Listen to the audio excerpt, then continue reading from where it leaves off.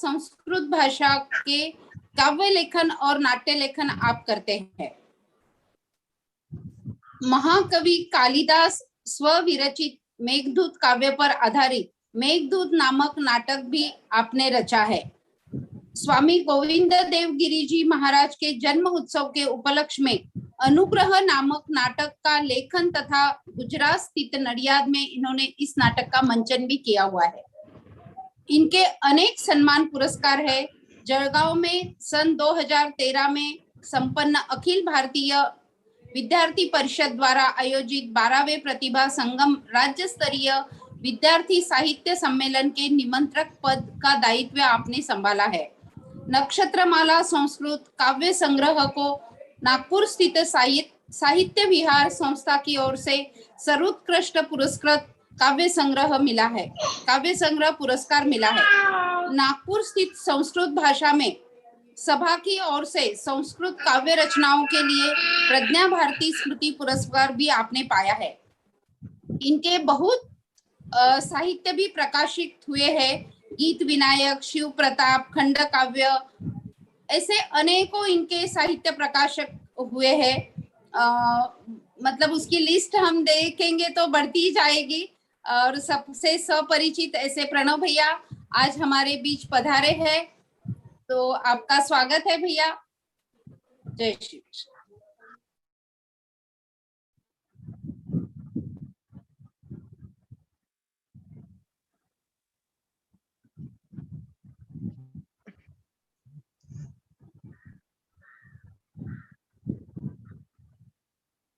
नमामि सद्गुरुं शांतं सच्चिदानंद विग्रहं पूर्ण ब्रह्म परानंदं ईशमानंदी वल्लभं प्रपन्न पारिजाताय तोत्र वेत्रैकपाणये ज्ञानमुद्राय कृष्णाय गीतामृत दुहे नमः। माधुर्य रसकल्लोलां शिवशक्त्यैकरूपिणीं अमृतानुभवार्थाय वंदे ज्ञानेश नंदिनीं। नमो गोविंद देवाय ज्ञानदेव स्वरूपिणे वाग्मिने वांग निधानाय यतये वेद मूर्तये। सभी को जय श्री कृष्ण। आज हम इस सत्र में पावन भिक्षा नामक स्तोत्र का चिंतन करने वाले हैं। और जो समर्थ रामदास स्वामी द्वारा विरचित स्तोत्र है, मूलतः मराठी में है और उसका बहुत ही सुंदर समर्पक अनुवाद हम सभी के गुरुदेव पूज्य स्वामी गोविंद देव गिरी जी महाराज द्वारा किया गया है, इसलिए वो हिंदी में भी उपलब्ध है। समर्थ रामदास स्वामी के सभी स्तोत्र, सभी ग्रंथ संपदा सभी प्रकार से हमारे जीवन का उन्नयन किस प्रकार हो, इसलिए अत्यधिक मार्गदर्शक है। उनके जो करुणाष्टक है, उनके मनाचे श्लोक इस नाम से जो श्लोक लिखे हुए हैं, दासबोध जो उनका ग्रंथ है, आत्माराम है, अनेकों स्फुट काव्य है और उसी में से एक है ये पावन भिक्षा जिसका हम चिंतन कर रहे हैं। स्तोत्र का नाम ही बड़ा सुंदर है। यह भिक्षा है, ये मांगा हुआ दान है। हमारे संतों ने बहुत सारी बातें भगवान से मांगी है। हम अगर देखेंगे तो हमारे तुकाराम महाराज के भी बहुत सारे ऐसे अभंग हैं जिन्हें याचना पर अभंग ही कहा जाता है। और जो कीर्तन सप्ताह होते हैं उनमें एक दिन ऐसा रखा जाता है, अंतिम दिन से जो पहले दिन आता है, कि उस दिन याचना पर अभंग पर ही कीर्तन किया जाता है। बहुत सारे अभंग हैं। हमारे ज्ञानेश्वर महाराज का जो पसाय दान है उसका भी अनुवाद हमारे गुरुदेव ने किया हुआ है, प्रसाद दान नाम से, जो विश्वात्मक परमात्मा से मांगा गया हुआ दान है, जो बड़ा विख्यात है। महाराष्ट्र में तो सभी को लगभग वो कंठस्थ ही होता है। तो यह भी एक याचना पर स्तोत्र है। यह मांग है, प्रार्थना है, कुछ मांगा गया है। क्या मांगना चाहिए? तो मांगना तो सभी की आदत है, हम सभी कुछ ना कुछ मांगते रहते हैं, भगवान के पास भी जाते हैं तो कुछ मांगते हैं। स्वामी विवेकानंद जैसे महापुरुष ने भी याचना की, मांगा। क्या मांगा? उन्होंने कहा, give me 100 Nachiketas and I will change the world. मुझे नचिकेता जैसे युवा चाहिए, ये उन्होंने मांगा। हमें पता है हमारे स्वतंत्रता के मूर्धन्य सेनानी सुभाष चंद्र बोस, उनका भी एक वाक्य प्रसिद्ध है, तुम मुझे खून दो मैं तुम्हें आजादी दूंगा। उन्होंने खून मांगा, युवकों की मांग की। यहाँ समर्थ रामदास स्वामी सद्गुणों की भिक्षा मांग रहे हैं भगवान से। किस प्रकार मेरे जीवन को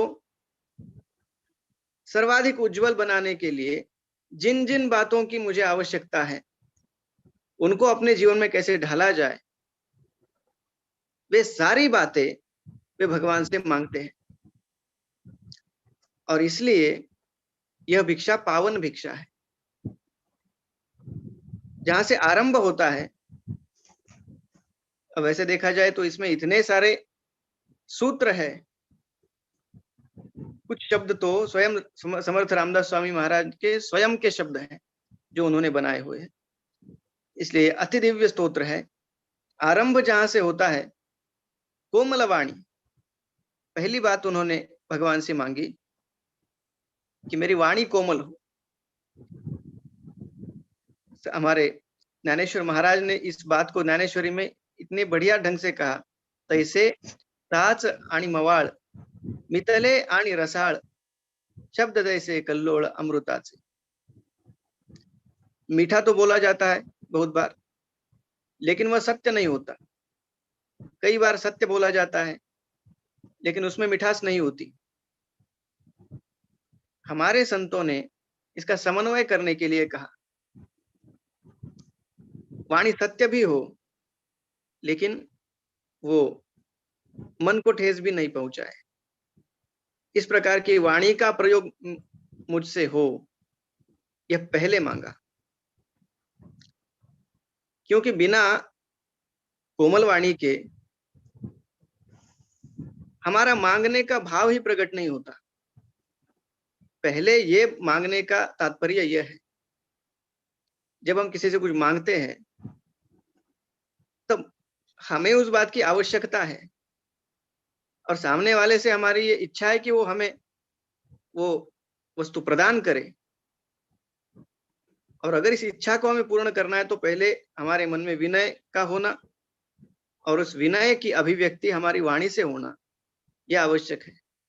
हमारे मांगने की पद्धति कैसी है, उससे भी ये निर्भर होता है कि वो बात जो हम मांग रहे हैं वो हमें मिलेगी कि नहीं मिलेगी।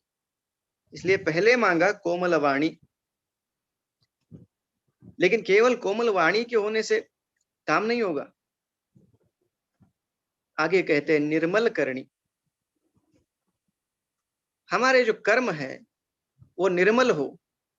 भगवान से समर्थ कहते हैं कि मुझे कोमल वाणी दो, मुझे निर्मल करणी दो। कर्म में कौन सी अशुद्धि होती है, किस बात की मिलावट से हमारे कर्म अशुद्ध हो जाते हैं, वो निर्मल नहीं रहते। तो सबसे बड़ा मल दो बातों से आता है।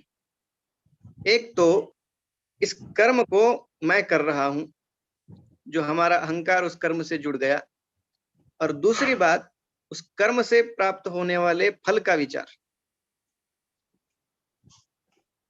सामने से हम उसके उस कर्म से हमारा अहंकार जोड़ देते हैं और दूसरी ओर उस कर्म से प्राप्त होने वाले फल की अभिलाषा, अच्छा फल प्राप्त हो।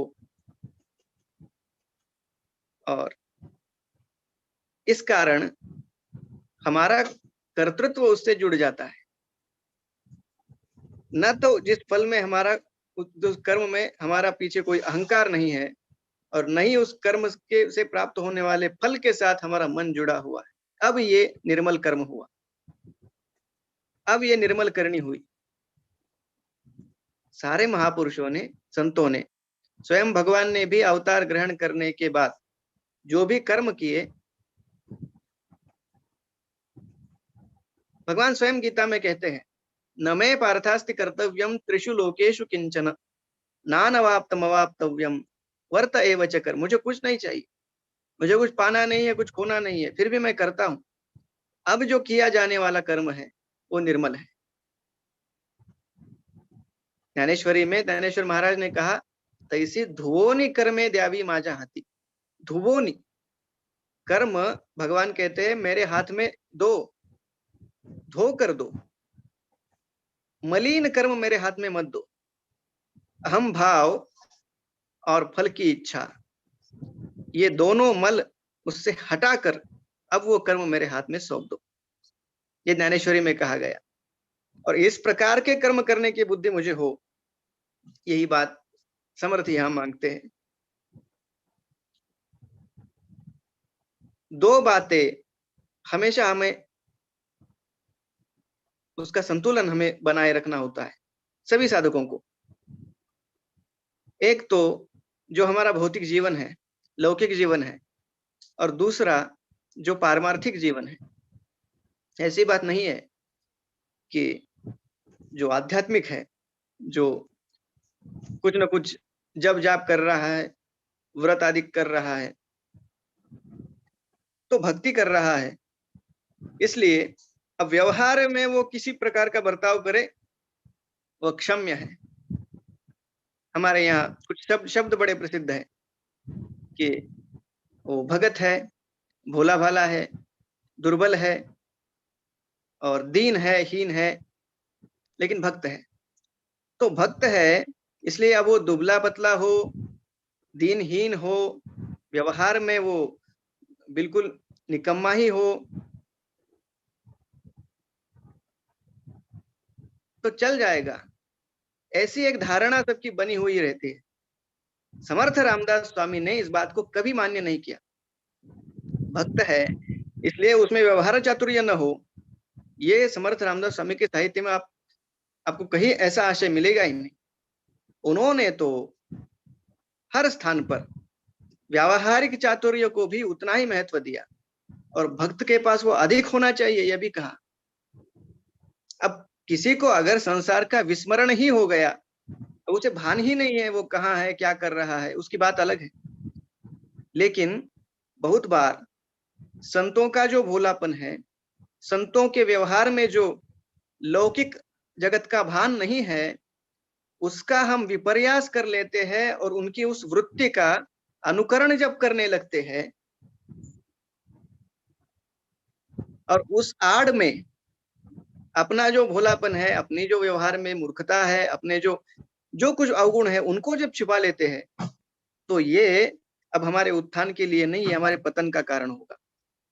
इसलिए भक्त को चाहिए कि इसमें पावन भिक्षा में इसीलिए समर्थ रामदास स्वामी ने ऐसे ऐसे लक्षणों को समाविष्ट किया है।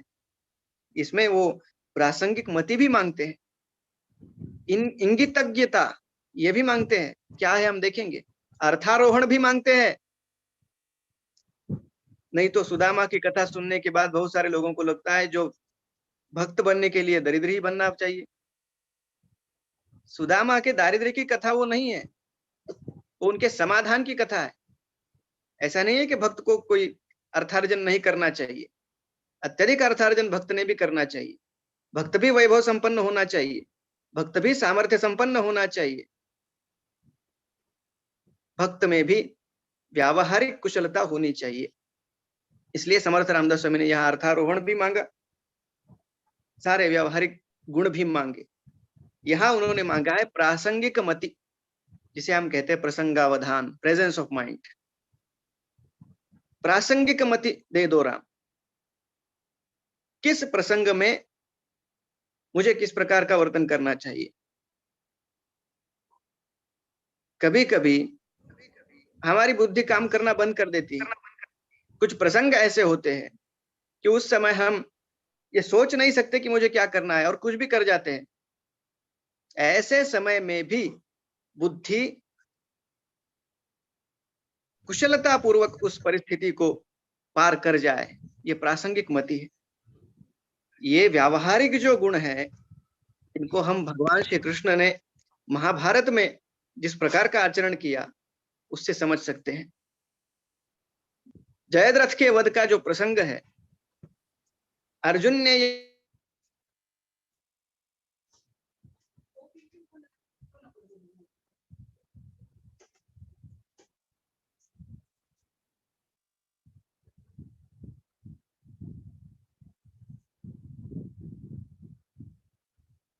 प्रतिज्ञा कर ली, उद्घोषित कर दिया।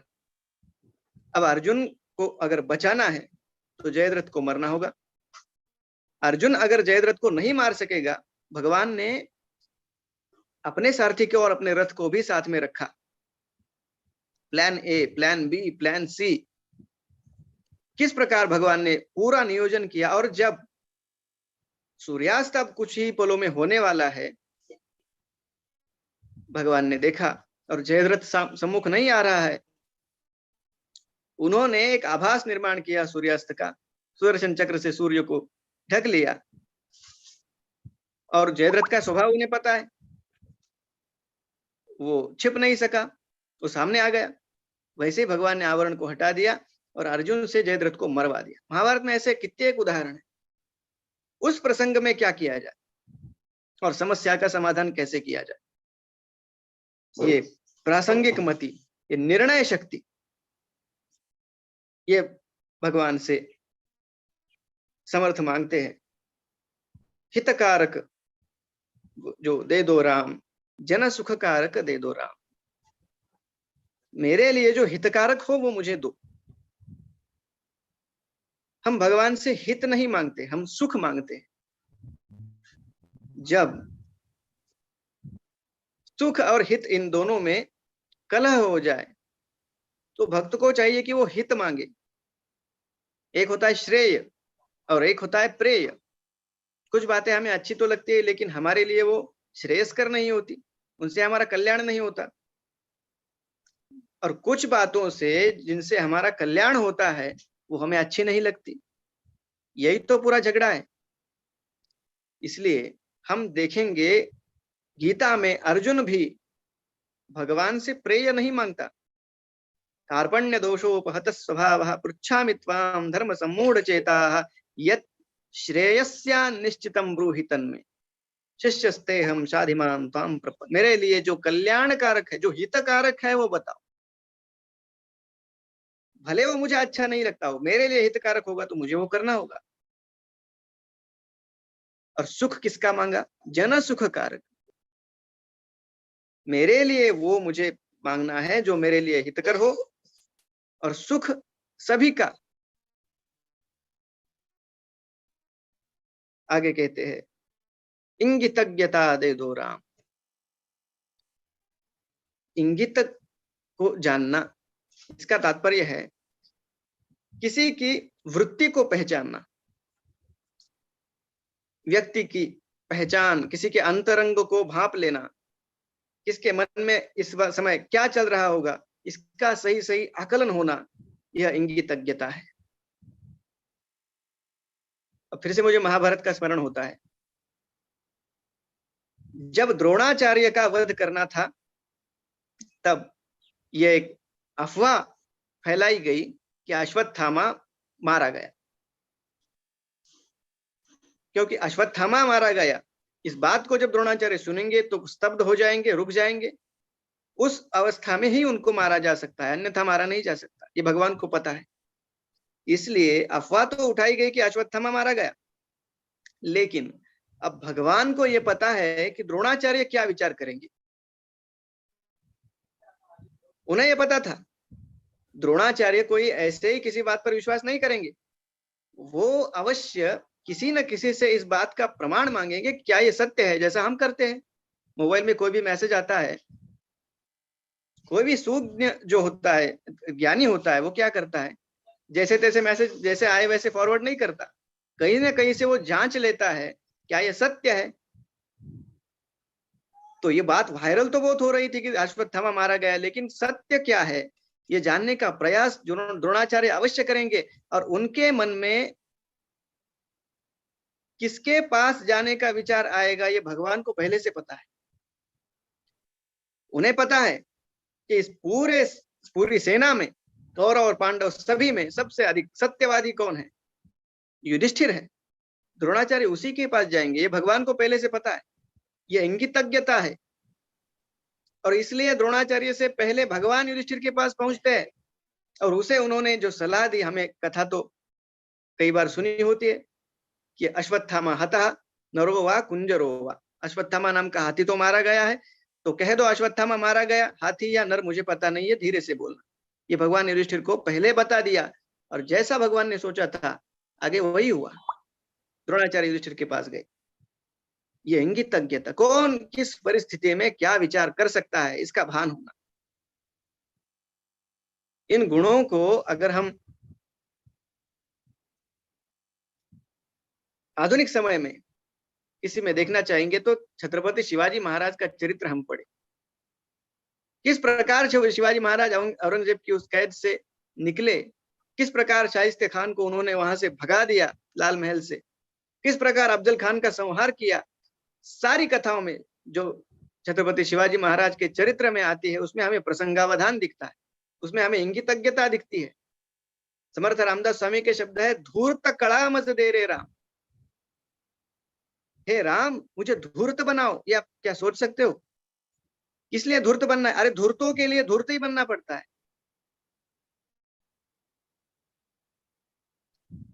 शिवाजी महाराज अगर भोले भाले बन बैठे होते तो वो कभी वो इतिहास नहीं बना पाते। धूर्तता होनी चाहिए। किस समय में किसके साथ कैसा व्यवहार करने पर मेरी विजय होगी, क्योंकि जो धर्म के लिए लड़ता है उसकी विजय धर्म की विजय होती है, और उसकी पराजय धर्म की पराजय होती है। अगर धर्म को विजयी बनाना होगा तो अर्जुन को धनुष डालकर काम नहीं चलेगा। युधिष्ठिर का गलित गात्र होना, इससे काम नहीं चलेगा। जैसे तैसे कौरवों को समाप्त करना होगा, तभी युधिष्ठिर राजा बनेंगे, तभी धर्म का राज्य आएगा, जो भगवान के जन्म का, उनके अवतार का उद्देश्य है।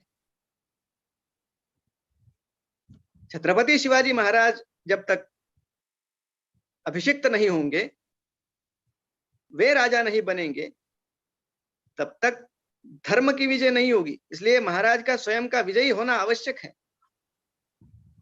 और इसलिए किसके साथ, किस शत्रु से कैसे निपटना, यह सोचकर उसके साथ वैसा व्यवहार करना, यह धूर्त कला है जो भक्त में होनी चाहिए। आगे कहते हैं, बहुजन मैत्री। प्राचार्य शिवाजीराव भोसले जो महाराष्ट्र के एक बड़े प्रख्यात दिवंगत विद्वान रहे, व्याख्याते रहे, उन्होंने जो समर्थ रामदास स्वामी के ऊपर व्याख्यान किया, उसमें उन्होंने पावन भिक्षा में से ये 3 शब्द निकाले कि अभेद भक्ति, बहुजन मैत्री और सज्जन संगति। ये 3 शब्द उन्हें बहुत ही अधिक प्रिय लगे, और उन्होंने कहा इन 3 शब्दों के लिए समर्थ रामदास स्वामी को जितना भी बड़ा पुरस्कार दिया जाए वो कम है। कितने सुंदर शब्द हैं। इन 3 शब्दों में पूरा सार आ गया जीवन का, जीवन के उन्नयन का। बहुजन मैत्री, अधिकाधिक लोगों से मेरी मैत्री प्रस्थापित हो जाए। पसायदान में ज्ञानेश्वर महाराज ने दूसरा क्या मांगा? आरंभ में वही मांगा, भूता परस्परे जड़ो मैत्र जीवांसे, प्राणी मात्र में सबसे सबकी अटूट मैत्री हो जाए। सबका आपस में मिलजुल कर रहना, मेरा सबसे मिलजुल कर, हर स्तर के व्यक्ति से। बहुजन इसलिए कहा, किसी एक वर्ग से मैत्री नहीं,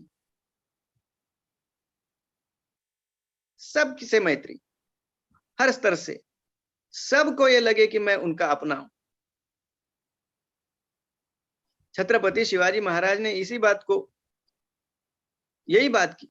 बाकी जो सरदार थे वो किससे मिलते थे, नहीं मिलते थे, अपने अपनी आकड़ में रहा करते थे। शिवाजी महाराज क्या, उनको अगर हम देखेंगे, उनके व्यक्तित्व को, हर किसी उनके सैनिक को ये लगता था कि ये मेरे हैं। इनके लिए मुझे अपने प्राण समर्पित करने चाहिए, ये ललक उनके हर सैनिक में है। यूं ही कोई किसी के लिए अपने प्राणों की बाजी नहीं लगा सकता। बाजी प्रभु देशपांडे जब उस पावन खिंड में खड़े हैं और छत्रपति शिवाजी महाराज से वो आग्रह पूर्वक कहते हैं, महाराज जा नहीं रहे थे लेकिन वो कहते हैं आपको जाना होगा, मैं यहाँ खड़ा रहता हूँ, पता है आगे क्या होगा। लेकिन वो जब अपने प्राणों की बाजी लगा कर वहां खड़े रहते हैं उनके लिए, तो इसके मूल में है कि उनके मन में उतना अपनापन इस राजा के बारे में है। ये बहुजन मैत्री है, सबको ये लगे कि ये मेरे अपने हैं। अजात शत्रुता, किसी के मन में अपने विषय में शत्रुता का भाव न हो। अनेक अनेक प्रकार के लोग होते हैं, लोगों के आपस में झगड़े भी होते हैं, लेकिन कुछ व्यक्तित्व ऐसे होते हैं, राजनीति में भी ऐसे व्यक्तित्व बहुत सारे हैं, वे चुनाव लड़ते हैं, सारी बातें करते हैं, इतिहास में भी ऐसे बहुत सारे लोग हुए, लेकिन उनके बारे में कोई गलत बात कभी नहीं करता, सभी के मन में उनके लिए सम्मान ही है। ये बहुजन मैत्री है। समर्थ रामदास स्वामी ने ये मांगा क्योंकि हर कार्यकर्ता के लिए ये बड़ी आवश्यक बात है। आगे, विद्या वैभव दे दो राम। कभी भी मेरे मन से ये भाव समाप्त नहीं हो कि मैं विद्यार्थी हूं। अखंड पूरे जीवन में विद्या की साधना, ज्ञान की साधना चलती रहे, कुछ ना कुछ मैं सीखता रहूं।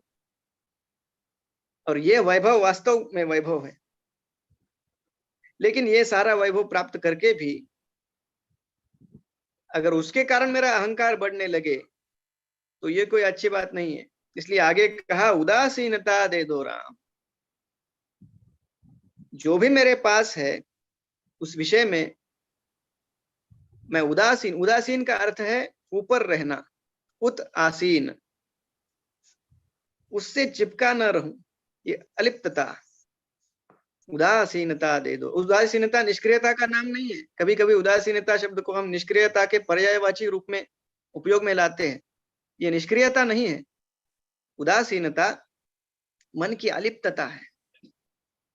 उदासीन व्यक्ति करता सब कुछ है लेकिन कहीं भी लिप्त नहीं होता। अयाचना व्रत दे दो राम।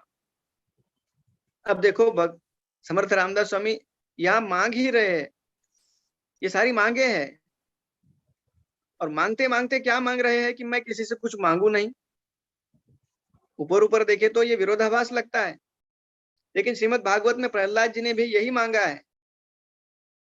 जब भगवान नरसिंह प्रहलाद को अपनी गोदी में बैठाकर बार बार बोल रहे हैं कि मुझसे कुछ मांगो, मैं तुम्हें देना चाहता हूं, जब बार बार भगवान ये कह रहे थे, प्रहलाद जी ने ये तो बहुत बार कहा कि मैं आपसे कुछ मांगना नहीं चाहता, आप कोई मेरे मालिक है और मैं आपका नौकर हूं, ऐसी थोड़ी भावना है। यहाँ हमारा नाता कुछ और है, मुझे ना आपसे कुछ चाहिए ना आपको मुझसे कुछ चाहिए। जहाँ कुछ चाहिए होता है, कोई कामना होती है, उससे जो नाता बनता है वो वैसा नाता थोड़ी है भगवान का और भक्त का। तो प्रहलाद जी ने कहा मैं कुछ मांगना नहीं चाहता। फिर भी जब नरसिंह भगवान बार बार ये बात कह रहे हैं कुछ मांगो, तो प्रहलाद जी ने बड़ी सुंदर बात मांगी। वे कहते हैं कि स्वामी मुझे ऐसा मन दे दो जिसमें कोई कामना ही निर्माण न हो।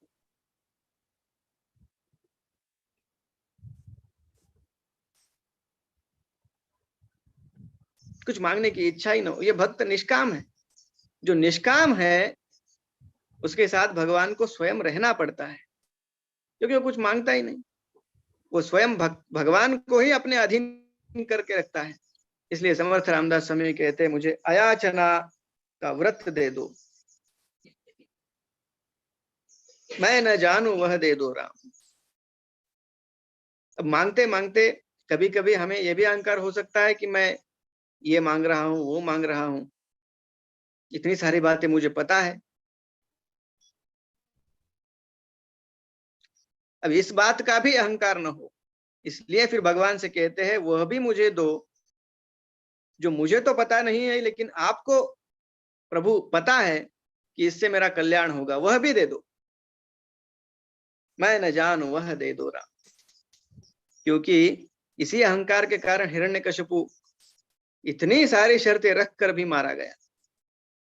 मुझे पता है, मुझे मेरी सुरक्षा कैसे होगी, ऐसा उसको अहंकार था। इसलिए उसने इतनी सारी शर्तें रखी थी, न दिन में मरू, न रात में मरू, न इससे मरू, न उससे मरू, न यहाँ मरू, न वहां, सारी शर्तें उसने रखी थी। लेकिन भगवान ने उन सारी शर्तों का पालन करते हुए उसका संहार किया। भक्त की ये भावना नहीं होती कि मुझे सब पता है, इसलिए वो कहता है मैं न जानू वह दे दो राम। जो मुझे पता नहीं होगा, मेरा ज्ञान बहुत अल्प है, आपको लगे जिससे मेरा कल्याण हो वो सब आप मुझे दे दो।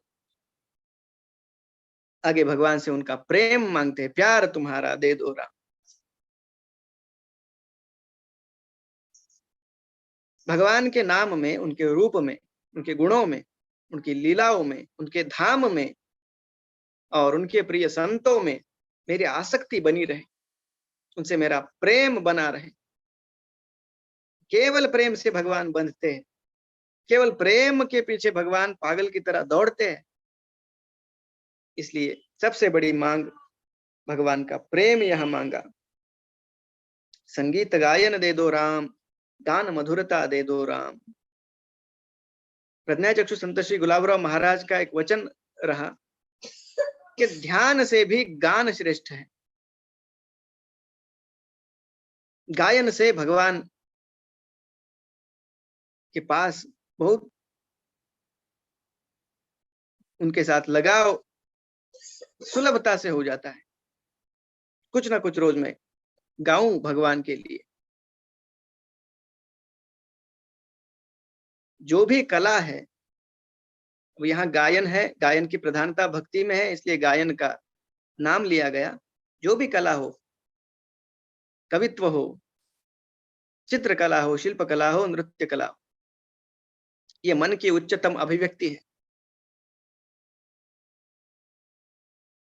और कला की परिपूर्णता कहाँ है?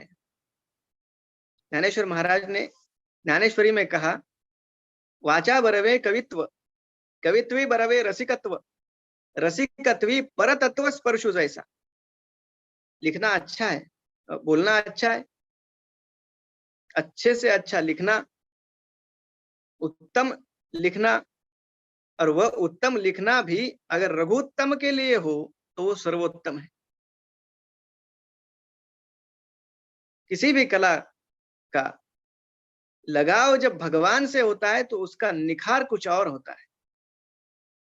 बादशाह अकबर और बीरबल की वो कथा तो हमें पता होती है कि नहीं, तानसेन की वो कथा है। तानसेन का गायन बादशाह को बड़ा अच्छा लगता था, तो उसने चाहा कि मैं उनके गुरु का भी गायन सुनूं। तानसेन ने कहा मेरे गुरुजी आपके सामने नहीं गाएंगे, उनका ऐसा नियम है, वो केवल मंदिर में गाते हैं, आपको उनका गायन सुनने के लिए मंदिर में जाना होगा। और जब बादशाह स्वयं मंदिर में जाते हैं, रूपांतर वेशांतर करके जो भी हो, तानसेन के गुरु का गायन उन्हें कुछ और ही लगता है। और वो कहते भी है कि तानसेन तुम्हारा गायन तो उत्तम है, लेकिन जैसा उनका गायन है तुम्हारे गुरुजी का, वैसा किसी का नहीं। तानसेन ने इस पर जो उत्तर दिया कि ये तो वास्तविकता है, उनका गायन कुछ और ही है, और क्यों नहीं होगा। मैं केवल इस प्रांत के बादशाह के लिए गाता हूं, वे पूरी दुनिया के बादशाह के लिए गाते हैं। जब भगवान के लिए कोई बात हो, कोई कला हो, जो भगवान से जुड़ जाती है, उनके लिए समर्पित हो जाती है, तो उसकी दिव्यता कुछ और होती है। इसलिए संगीत गायन समर्थ रामदास स्वामी ने मांगा। और कीर्तन भक्ति का अपना एक महत्व है। कलौ तत् हरि कीर्तनात्, कलयुग में तो भगवान के नाम संकीर्तन जैसा और कोई माध्यम नहीं। और भगवान के लिए मैं गाऊं तो अच्छे से अच्छा गाऊं, अच्छे स्वर में गाऊं, ताल में गाऊं, ये भक्त की स्वाभाविक कामना है। इसलिए गान मधुरता मांगते हैं। आगे धर्म का जो सार है वह तत्व उन्होंने भगवान से मांगा, सावधानता दे दो राम।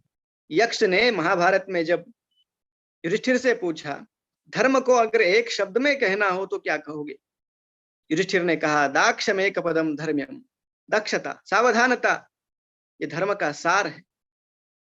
अखंड सावधान असावे, ये समर्थ रामदास स्वामी का एक स्थायी उपदेश है, हर स्थान पर वो कहते हैं। ज्ञानेश्वर महाराज ने भी बार बार जिस बात की याचना श्रोताओं से की, वो अवधान है। तरी अवधान एकले दीजे, मग सर्व सुखासी पात्र होईजे, हे प्रतिज्ञोत्तर माझे उघड ऐका। जो काम मैं कर रहा हूं उस काम से मेरा जुड़ जाना, मेरे मन का जुड़ जाना। मैं काम कुछ और कर रहा हूं और मेरा मन कहीं और भटक रहा है, ये नहीं। मन और बुद्धि का मेल शरीर के साथ होना, और यही योग है। तो सावधानता मांगी। ज्ञान कंठगत दे दो राम, कंठस्थीकरण का हमारी परंपरा में आरंभ से बहुत अधिक महत्व रहा।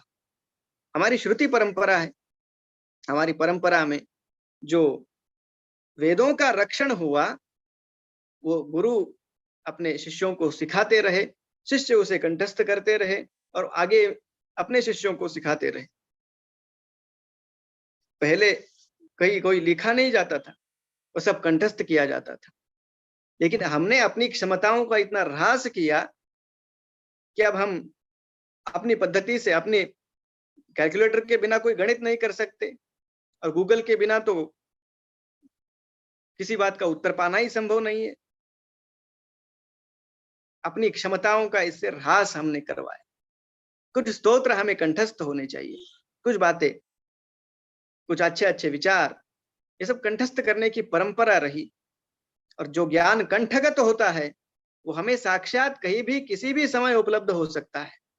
इसलिए ज्ञान कंठगत दे दो राम, अभेद भक्ति दे दो राम, आत्मनिवेदन दे दो राम। अभेद भक्ति, तुझ मज नाही भेद, केला सहज विनोद, तुकाराम महाराज कहते हैं।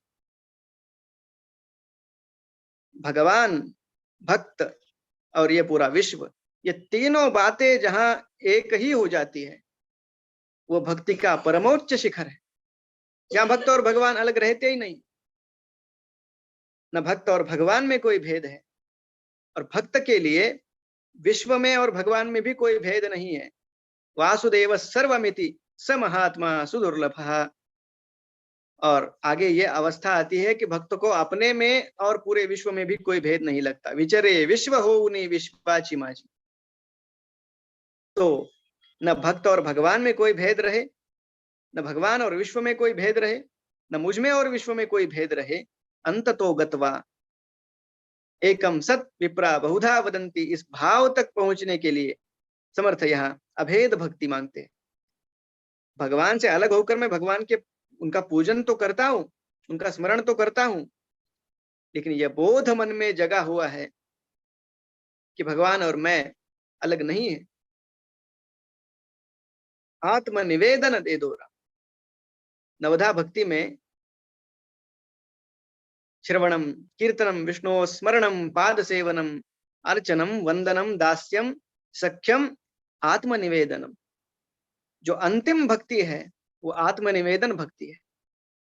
समर्पण, सर्वस्व का समर्पण। गीता के अंत में भगवान से, भगवान के मुख से यही बात निकली, सर्वधर्मान परित्यज्य मामेकम शरणम व्रज, अहं त्वा सर्व पापेभ्यो मोक्षयिष्यामि मा शुचः। धर्म अधर्म पुण्य पाप, इन सब बातों का जो अर्जुन बार बार विचार कर रहा था, भगवान अंत में कहते हैं इन सब बातों को छोड़ दो, मेरी शरण में आ जाओ। सारे पापों से इस प्रकार तुम्हें मुक्त करना ये मेरा काम है, तू मेरी शरण में आ जा। यह भक्ति का सर्वोच्च शिखर है, समर्पण, सर्व का समर्पण और अंत में स्व का भी समर्पण। यह सर्वस्व समर्पण है। और भगवान से इसी बात को यहां मांगा, आत्मनिवेदन दे दो राम, तन्मयता और एकाग्रता, ये मांगा। अब तन्मय होना, भगवान के भजन में तन्मय होना तो है, लेकिन जैसा अभी हमने देखा, जो कोई काम हम कर रहे हैं उसके साथ हमारी वृत्ति का एक रूप होना, अन्य सभी लोगों के लिए उस काम के साथ उस वृत्ति का एक रूप होना है। जो साधक है वो अपने सांसारिक कामों में किस प्रकार एकाग्र हो, यह काम मैं भगवान के लिए कर रहा हूँ, ये भाव जैसे उसके मन में जगता है और उस भाव के साथ अगर वो उस काम में एकाग्र होता है तो वो काम भी उसकी भगवान की पूजा ही होती है। कर्मे ईशु भजावा तया सर्वात्मका ईश्वरा स्वकर्म कुसुमांची वीरा पूजा के लिया होय अपारा तोषाला। मेरे कर्म ही मेरी पूजा बन जाए,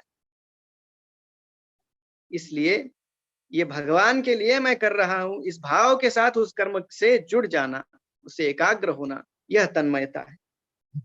और जैसा हमने देखा अर्थारोहण दे रामा, अर्थारोहण मांगा, सीधा सीधा इसका अर्थ यह भी है कि विपुल संपदा में मैं प्राप्त करूं। समर्थ रामदास स्वामी ने सीधी बात कही, प्रपंची पाहिजे सुवर्ण परमार्थी पंचीकरण। परमार्थ में अगर हमें गति प्राप्त करनी है तो मुझे वेदांत पढ़ना चाहिए, पारमार्थिक बातों का श्रवण करना चाहिए। और प्रपंच में अगर मुझे विजयी होना है तो सबसे आवश्यक बात, मेरे पास धन होना चाहिए, वैभव होना चाहिए। धन की आवश्यकता को कोई नकार नहीं सकता, जिसकी आवश्यकता को मैं नकार नहीं सकता उसकी उपेक्षा करने का कोई तात्पर्य नहीं है। उसके पीछे भागना, उसी को सर्वस्व मानना, यह यद्यपि गलत हो लेकिन उसकी आवश्यकता को हम नकार नहीं सकते। इसलिए पूरे सम्मान के साथ और धर्म की कहीं भी हानि न करते हुए, किसी का अपकार न करते हुए अच्छे से अच्छा धन भी मैं कमाऊं, यह यहाँ समर्थ रामदास स्वामी ने मांगा। जैसा मैंने कहा था, समर्थ रामदास स्वामी की यह भावना कभी नहीं है कि भक्त सामर्थ्यहीन हो, हर प्रकार का सामर्थ्य भक्त में होना चाहिए, इसलिए अर्थारोहण मांगा। आगे दो बातें मांगी, सज्जन संगति और अलिप्तता। सज्जनों के साथ मेरा मिलना जुलना हो, किस प्रकार की संगति में मैं रहता हूं उसी से निर्धारित होता है कि किस प्रकार का व्यक्तित्व मेरा बनेगा। सज्जन संगति का महत्व हमारे सारे ग्रंथों में कहा गया, बिनु सत्संग विवेक न होई। संतों के संग के बिना विवेक की जागृति नहीं। अरे देवर्षि नारद जी स्वयं अपने श्रीमद् भागवत में जो आत्मनिवेदन करते हैं, अपनी आत्मकथा सुनाते हैं, उसमें वो कहते हैं कि वेदव्यास महाराज से मैं जो कुछ बन पाया उस सज्जनों के संग की कृपा है। पहले जन्म में वो गंधर्व रहे, शाप के कारण दासी के पुत्र बने, और उस जन्म में उन्होंने जो संतों का संग प्राप्त किया, उनके प्रसाद का जो ग्रहण किया, उनके मुख से भगवान की कथा का श्रवण किया, परिणाम ये हुआ कि उसके अगले जन्म में ब्रह्मपुत्र के रूप में वो अवतीर्ण हुए। और किस प्रकार उनका व्यक्तित्व रहा, भगवान श्री कृष्ण ने महाभारत में बहुत अधिक स्तुति उनकी की है। ये सारा संतों की संगति का परिणाम। जिन्होंने रामायण लिखी, वे महर्षि वाल्मीकि भी संतों के संग के कारण, नारद जी के संगति के कारण उस पद तक पहुंच पाए। इसलिए सज्जन संगति दे रामा, अलिप्तता, उसके साथ अलिप्तता भी मांगी। सज्जनों का मैं संग करूं और दूसरी ओर दुर्जनों के साथ भी बैठूं तो फिर बात नहीं बनेगी। अगर अच्छे मेरे वस्त्र धुले हुए हो तो मुझे इस बात का भी ध्यान रखना होता है कि वो मलिन फिर से न हो। नहीं तो श्रीमद् भागवत में प्रसंग आता है कंस ने भी, उसके भी मन में जब उसने जगदम्बा के दर्शन किए और भगवती जगदम्बा ने ये बात कंस से कही, तुम्हें मारने वाला गोकुल में पैदा बढ़ रहा है, अब ये पाप करना रोक दो। उसके बाद कंस का भी हृदय परिवर्तन हुआ था। वास्तव में उसने देवकी और वसुदेव को भी उनसे क्षमा प्रार्थना की, उन्हें बंध मुक्त किया, उसे पश्चाताप भी हुआ। लेकिन बाद में जब वो अपने सारे मित्रों के साथ बैठा, और उसके मित्र सारे ये दुर्जन थे, असुर थे, उनके साथ जब बैठा, उन्होंने ऐसी ऐसी बातें उसके मन में फिर से भर दी कि फिर से वो पाप करने के लिए प्रवृत्त हो गया। तो भगवती जगदम्बा के साथ जो उसका सत्संग हुआ था उसका कोई उपयोग नहीं हुआ। इसलिए सज्जन संगति के साथ समर्थ रामदास स्वामी अलिप्तता भी मांगते हैं। किन बातों के साथ, किन बातों के आश्रय में, संगति में मुझे रहना है, यह भी मुझे तय करना है, और किन बातों का संग मुझे टालना है, यह भी तय करना है। इसलिए सज्जन संगति भी मांगी और अलिप्तता भी मांगी। आगे ब्रह्मानुभव दे दो राम। अब शब्दशः देखेंगे तो ब्रह्म ज्ञान यहां मांगा है। भगवान के अनेकों रूप है, वे अपनी माया को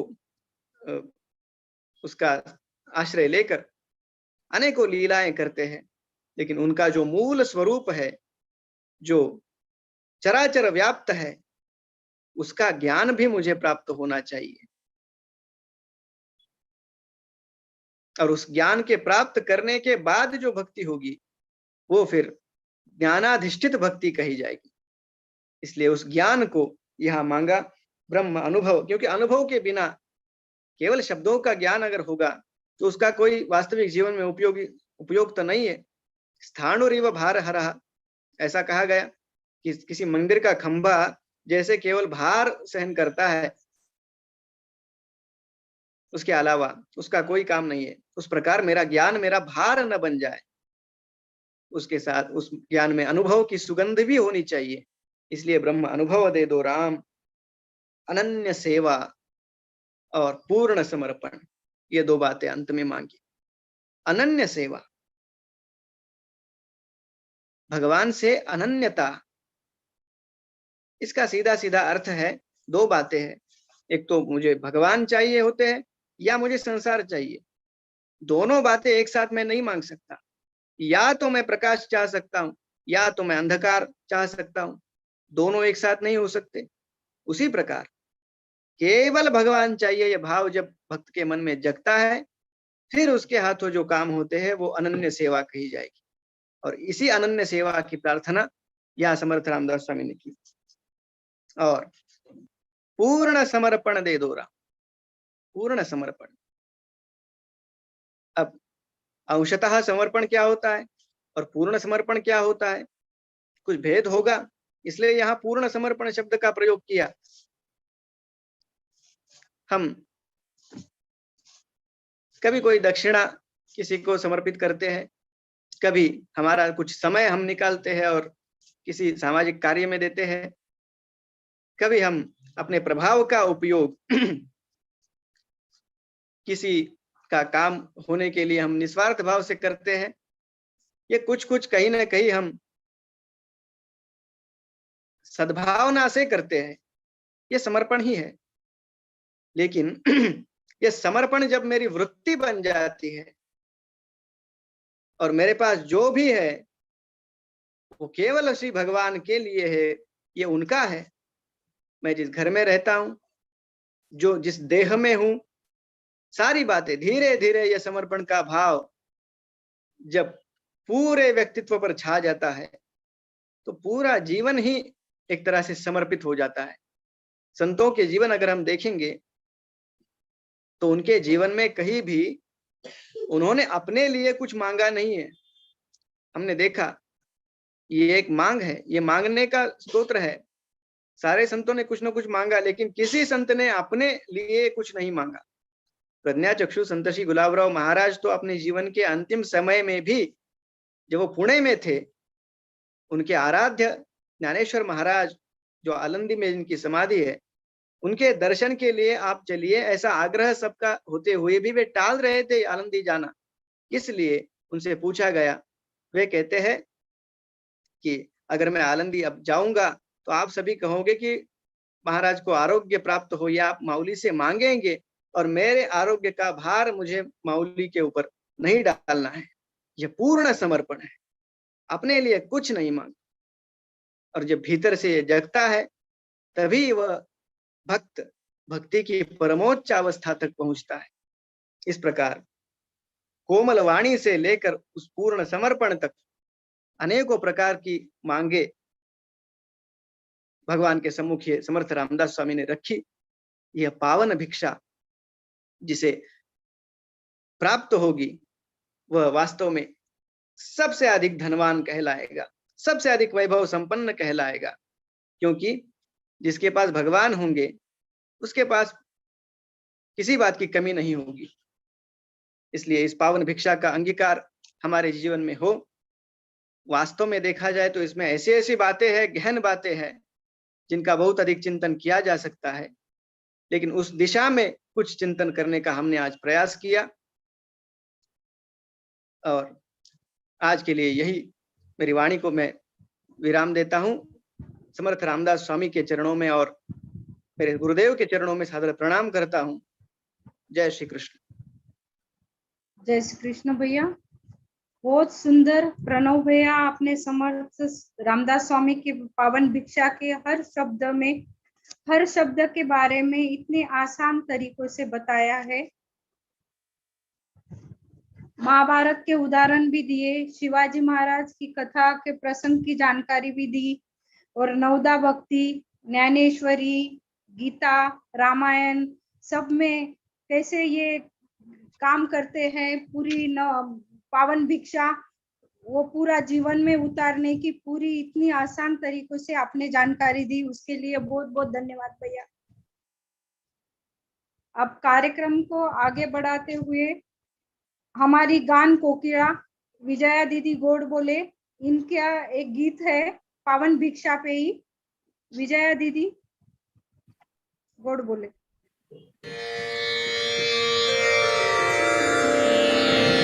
राम राम जय राजा राम, राम राम जय राजा राम। पावन भिक्षा दे दो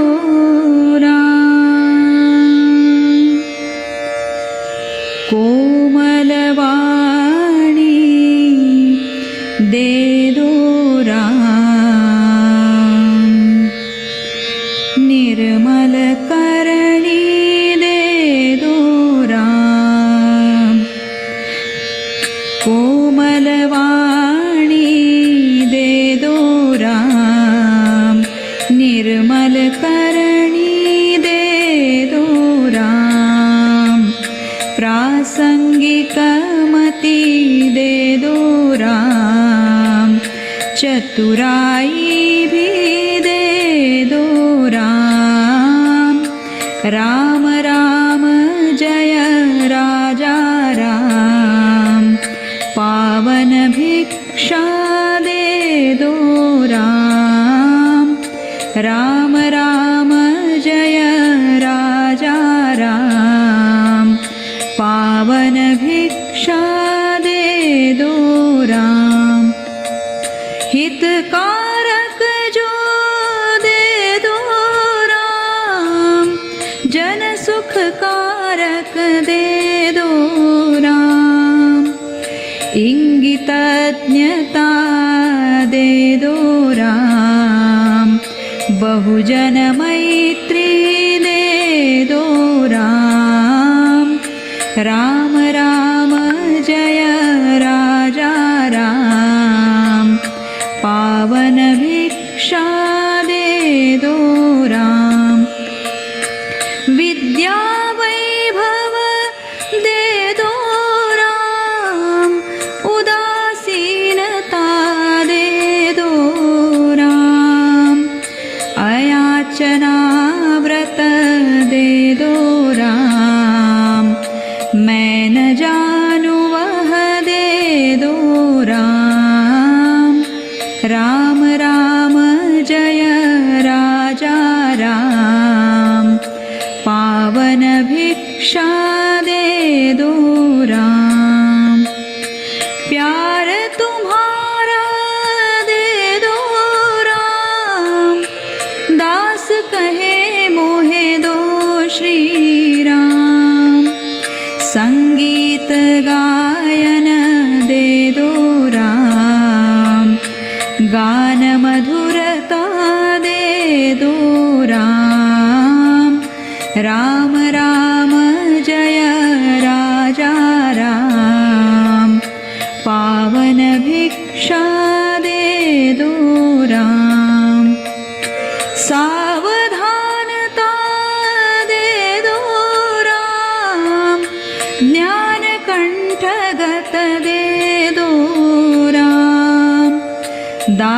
कहे हे सद्गुण धाम, उत्तम गुण मोहे दे दो राम। राम राम जय राजा राम, पावन भिक्षा दे दो राम। पावन भिक्षा दे दो राम, दीन दयालो दे दो राम। अभेद भक्ति दे दो राम, आत्मनिवेदन दे दो राम। राम राम जय राजा राम, पावन भिक्षा दे दो राम। तन्मयता मोहे दे दो राम, अर्थारोहण दे दो राम। सज्जन संगति दे दो राम, अलिप्तता मोहे दे दो राम। राम राम जय राजा राम, पावन भिक्षा दे दो राम। ब्रह्मानुभव दे दो राम, अनन्य सेवा दे दो राम। पूर्ण समर्पण दे दो राम, दास कहे मोहे दे दो राम।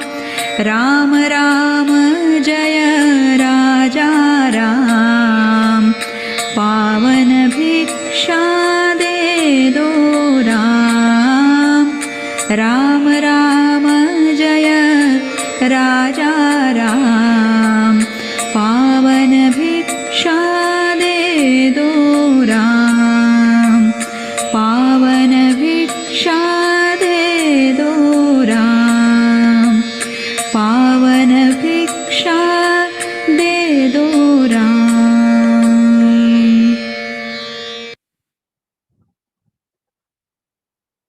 बहुत सुंदर।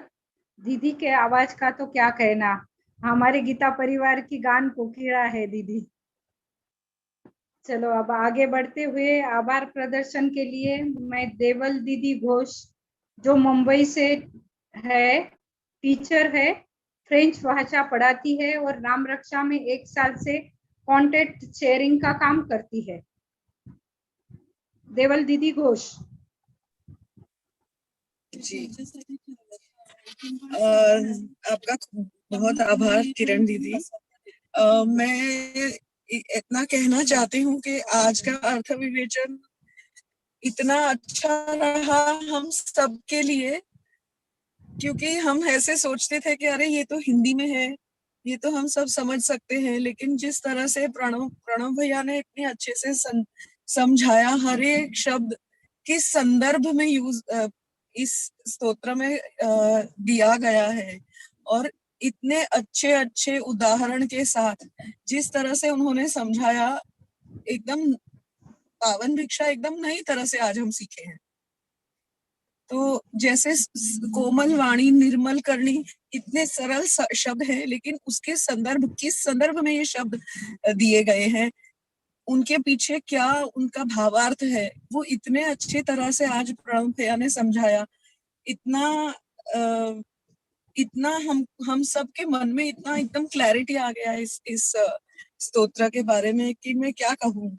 सच्ची में आज प्रणव भैया आपने जिस तरह से हम सबको समझाया है, बहुत बहुत धन्यवाद आपका। और जो आपने महाभारत से उदाहरण उठा के दिए हैं और इतनी अच्छी तरह से इंगितज्ञता का मतलब समझाया, इतनी अच्छी तरह से अलिप्तता का मतलब समझाया कि हम सब एकदम स्पीचलेस हैं। आई एम रियली स्पीचलेस, इतना अच्छा आपने समझाया, उसके लिए आपका लाख लाख धन्यवाद।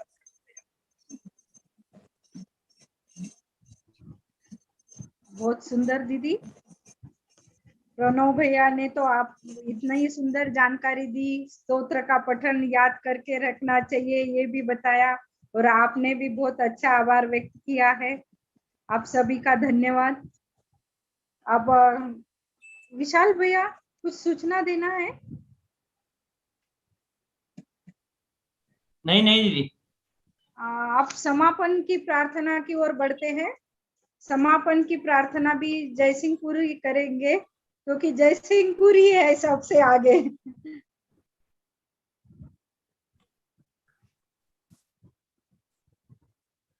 योगेशं सच्चिदानन्दं वासुदेवं प्रजप्रियं धर्मसंस्थापकं वीरं कृष्णं वन्दे जगद्गुरुं। जय श्री कृष्ण।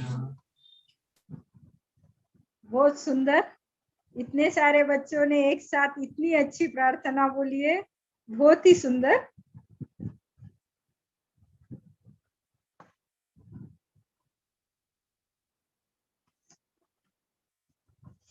आज के कार्यक्रम का समापन हो गया है। जय श्री कृष्ण।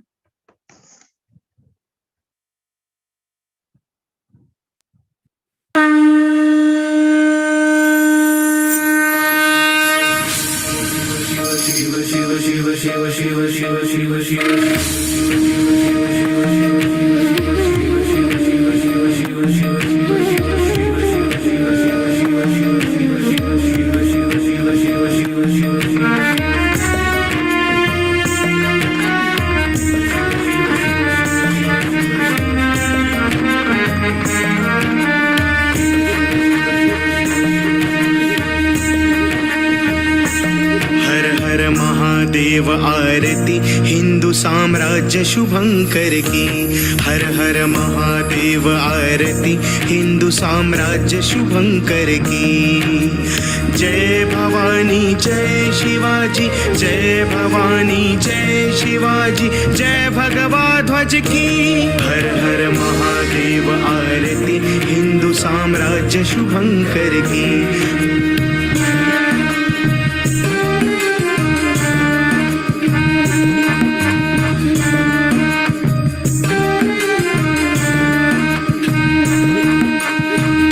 तुंग सह्याद्री माता, धन्य शहाजी जिजाऊ माता। धन्य तुंग सह्याद्री माता, धन्य शहाजी जिजाऊ माता। धन्य मित्रगण जीवन दाता,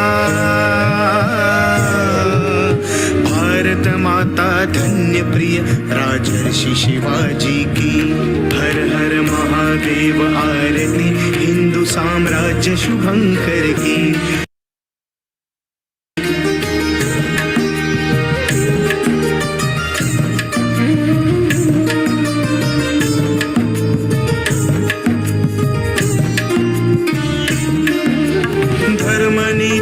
शुभ आचार नाथ जनता का आधार। धर्म नीतिमय शुभ आचार अनाथ जनता का आधार। कार्य करो से अद्भुत प्यार। कार्य दक्षता धन्य छत्रपति शिवाजी राजा की।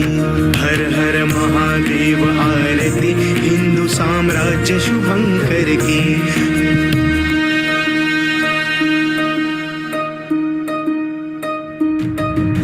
रक्षण कटती गोमाता का, संरक्षण संस्कृत भाषा का। रक्षण कटती गोमाता का, संरक्षण संस्कृत भाषा का। उत्कट पालन न्याय नीति का। देवालय संरक्षण राजा संत भक्त शिव की। हर हर महादेव आरती हिंदू साम्राज्य शुभंकर की।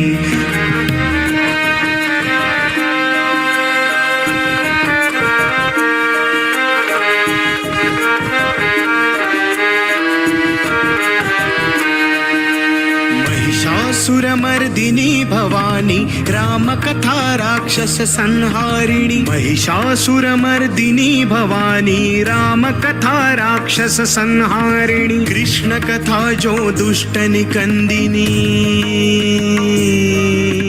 दुष्ट यवन संहारक त्यो नरसिंह शिवाजी की हर हर महादेव आरती हिंदू साम्राज्य शुभंकर की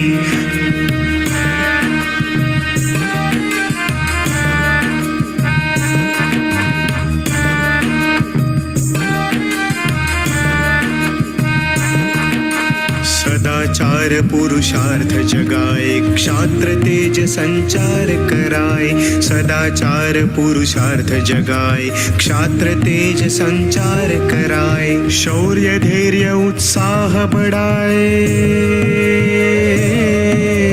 देश धर्म सेवा स्फूर्ति प्रद कथा शिवाजी की हर हर